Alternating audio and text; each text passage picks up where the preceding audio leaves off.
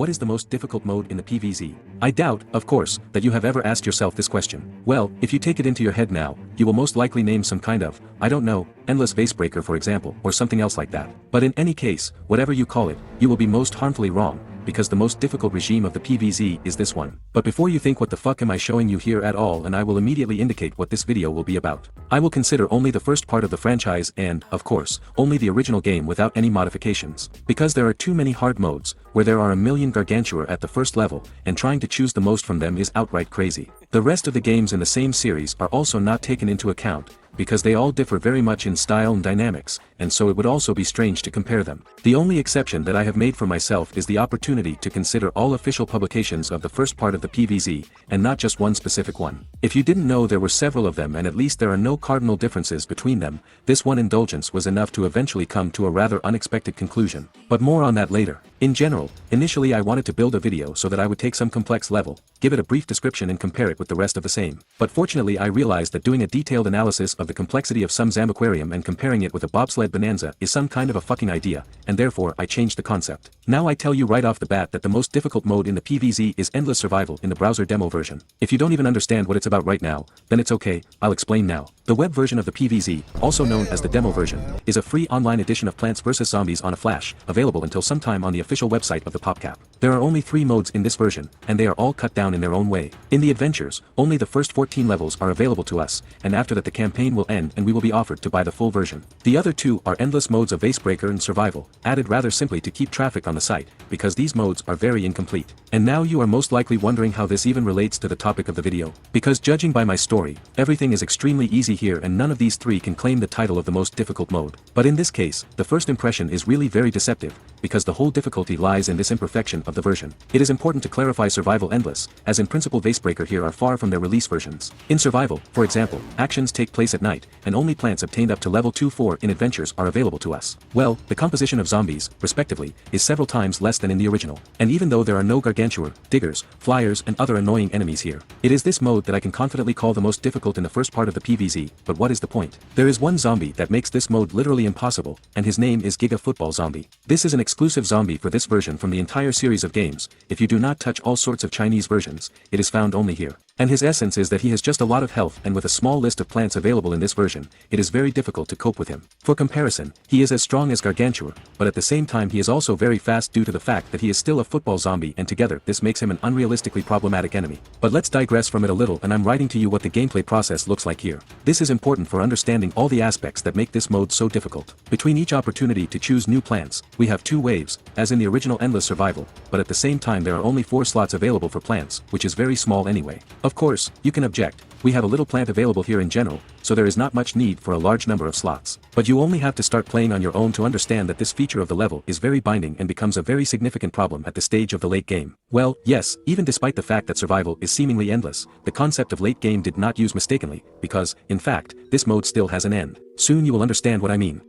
Well, even for the first wave, it is already quite problematic to choose a plant, and at least 2 slots are already conditionally blocked, because in them we have selected the sunshroom and puffshroom. Without them, obviously nowhere. Thus, there are 2 more, and it is very important to choose the right plants at this stage, because, without exaggeration, all further passage will depend on this. It is best to take a grave buster here in either fumeshroom or ice pea shooter. This is not particularly important, because the zombies will be killed with puffshrooms anyway. We take them only to start building the basis of our defense. Well, then, respectively, everything is as usual. Let's make out the suns, shooting back from zombies. I have put up 3 rows the sun of mushrooms, but in fact so much is not needed, because the maximum amount of sun accumulates and so without problems. Well, yes, it is also very important to accumulate a lot of sun at the very beginning, but because then we will not have such an opportunity. By the way, fume shrooms, the ice pea shooters, could have been chosen here not by chance. This is generally the best plants in this version, because ice peas are generally the only plant capable of slowing down. And fume shrooms are the only plant with an attack on the area, which is also important, because the crowd of zombies here will be huge. When everything is planted, and this usually happens by the 4th wave, the preparation stage can be considered finished. But then the fucking gameplay begins with constant microcontrol and the hardest choices, where the wrong decision can cost you several hours of play. And in the end, in any case, you will inevitably die, because I called this regime impossible for a reason. Well, already from the 3rd wave, a Giga Football Zombie enters the game. At the very beginning, there are naturally a few of them, but nevertheless it is really difficult to kill them. I mean, with Gargantua, we fought as usual, undermined them with something or crushed them with squashes. Immediately, such schemes work every other time, because there are only 3 instacks of plants here: cherry, squash and chomper. The latter, by the way, is generally the only one here who can insta-kill a football zombie. All the rest take away a maximum of half of his health and that's it, but even despite this, he is far from being OP.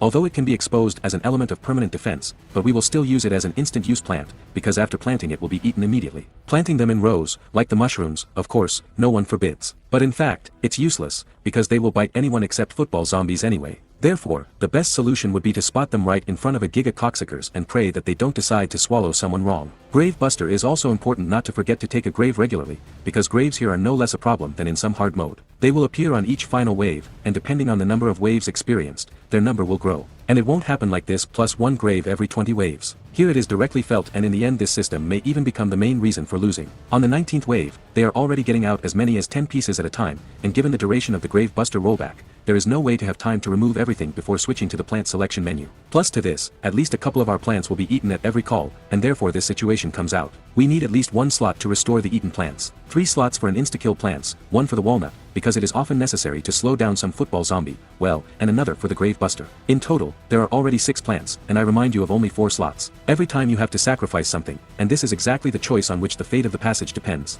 I mean, that is, as if fate is always the same here, you will lose anyway, but how soon it will happen already depends on such little things. I think you are still skeptical about my words and not the possibility of this mode, so let me explain to you in more detail why I think it is. Again, we return to my words of my imperfection. See what the point is: the number of zombies here increases with each wave, but since ordinary zombies don't really bother us, we will focus on the football zombies. If at the very beginning they will run out 1 or 2 things at some interval, then literally every batch of zombies will contain several football players on each row, with whom there is simply nothing to fight. Until the 15th wave, more than 400 football players appear here in the total score. And should I say that it's a fuck of a lot? The same scheme was, of course, in the original Endless Survival, and there, too, with each wave, more and more zombies became, and on the later waves, some kind of mess was formed from them at all. But the plant difference is that in a conventional PvZ, plants are enough to build a bunch of different tactics and strategies that allow you to cope with them without problems. Right there with these 12 jerks to build at least something decent obviously will not work. There is no point in hoping for ordinary plants at all, at least they will be able to do something up to the 10th wave, and then they will only remain at the maximum on the kill to default zombies. And insta-kills still have a recharge and a cost, and we can only use cherries here adequately, so it's simply unrealistic to restrain these crowds that are increasing every time. Don't try to live here for more than 20 waves. For example, I could only find 15 or more outstanding results on YouTube. But to be fair, there were enough mistakes in my attempt, too,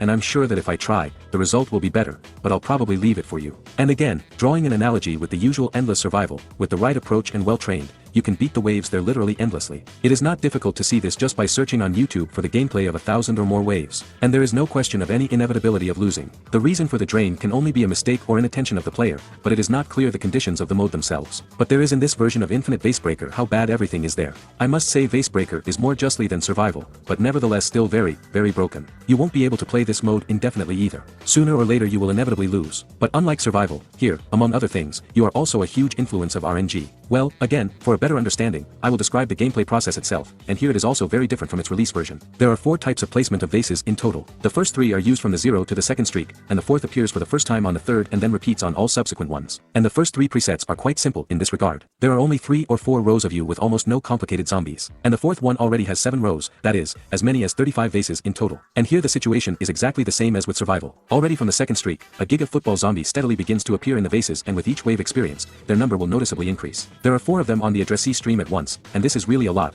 considering that there is simply nothing to fight them off except with squashes. And here the influence of randomness is revealed in all its glory. Well, like in an ideal situation, in order to kill all 4 football players, first of all, they should all be on one or at least nearby lines in order to spend as little insta-kills on each of them as possible. And secondly, you need to find them among these you with a small time interval so that they do not have time to run away from each other. The second condition is all the more difficult to comply with for the reason that in search of these football players it is very easy to inadvertently create additional problems in the face of a bunch of extra zombies. And now just think about what you need to hope for such a favor of random on every wave. If at least some of this is not observed, then you will simply merge as goof. But do not think that difficulties appear here only at a late stage. You really need to play very carefully, literally always. Even 1 giga football player is already causing a lot of problems, to be honest, but in this mode I'm just sucking. My streak record is 5, and it's not even because it's so difficult to play, but just the desire to fuck you all up at the same time takes over me. But there is a video on YouTube, made a streak already 33. He was lucky there, of course, but at least he showed by his example that 30 waves is not the limit here. Given the importance of luck in this mode, of course, no ultimatum advice on how to survive will not work.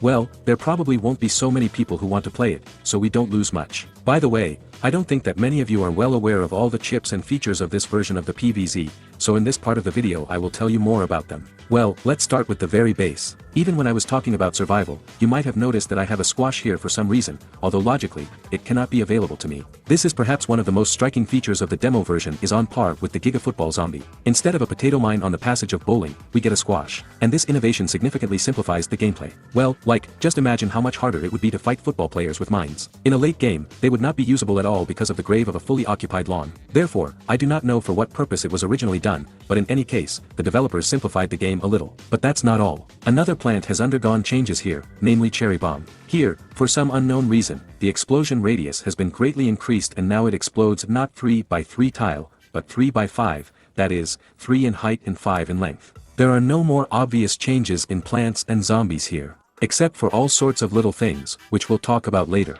But this version has another unique feature. Cheats are literally legalized here and you can use them by pressing different characters on the keyboard. There are certainly not many of them here, but given the already meager capabilities of this version, it would be somehow stupid to demand more. I won't list everything, but if briefly, then for the number 6, for example, you can turn off the recharge for plants and make them free, open the puzzle and survival modes without going through adventures for the letter U, move between levels with a dot and a comma, and so on. If for some reason you suddenly need the entire list of available things, then I will leave a link to the article in the description, where all this is written in order. Also, which is also an interesting feature, and here you can summon zombies by pressing the first letters of their names on the keyboard. Well, that is, for example, when you click on F, a football zombie will come out, a newspaper zombie will come out on N, a screen door zombie will come out on S, and so on. You can really have fun with these things. The fun will really last about 5 minutes, because millions of Giga Football Zombie get bored pretty quickly at each level. But it's better than nothing anyway. With the help of the same cheats, you can move between waves in survival. If suddenly there are still doubters that this mode is fucked up and impassable, then there is a 100th wave gameplay as the final proof. So you understand, when 10 football zombies run out in the first pack of zombies, to put it mildly, the situation is not cool. It's funny by the way, but when the waves skip, for some reason the mowers become invisible, but they can still kill zombies when they run right up to them. There are a lot of such minor bugs in this version, but among them there are especially interesting ones. For example, you can start in adventures without selecting seeds at all or choosing less than it should be, and this is done this way. You need to initially not take a sunflower when choosing seeds, and when a warning about the absence of sun-producing plants appears, just remove all the seeds taken and click continue. And now you can really arrange the passage of the first levels of the PvZ with only 2 slots, well, or with 1 slot, well, or even fucking without slots. How do you like this challenge? I even tried for fun and something even came out. In principle, if there was no final wave at the level, then with proper luck it would be quite possible to pass the level in this way. But, if you have come up with some more interesting use for this bug, then, well, you know in short where to write about it, right? Also, speaking about other features of this version, I think it's not worth explaining how flawed the graphics are here, but because you've already noticed it 100% without me. By the way, my eyes almost leaked out of her while I was editing this video. For those who are watching on large monitors, I'm sorry at all. And summarizing everything said earlier, I'm not the only one who noticed how similar this version is to all sorts of hardcore PvZ mods. Well, judge for yourself. There are buffed zombies, there are buffed plants, there are unique modes, there are constantly crawling graves, there are even cheat codes like in hard mode. Well, here's a little known fact about a hard mod that will finally convince you that he has more in common with the demo version than you might think. The conditions for zombie spawn there are very different from those that were in the original PvZ, but in order for you to understand exactly how, I will have to put you in a little context, so listen. To distribute zombies by the level, a system of conditional units is used that are responsible for when and which zombie will come out at a particular moment of the level. These units can be anything, even marks, even cents, even points, and it depends on how you prefer to call them, but for a better understanding, I will use points. Let's imagine that each zombie has its own conditional value. It also depends on how strong and durable it is. Well, that is, an ordinary zombie, for example, will cost 1 point, a zombie with a cone 2 points, and gargantuar in general 10, because of all the zombies in the game, he is in fact the most powerful. And so each small wave at the level, in turn, will already have at its disposal some amount of these points, distributed among all the zombies of this level. Well, that is, imagine that the wave has 2 points with it.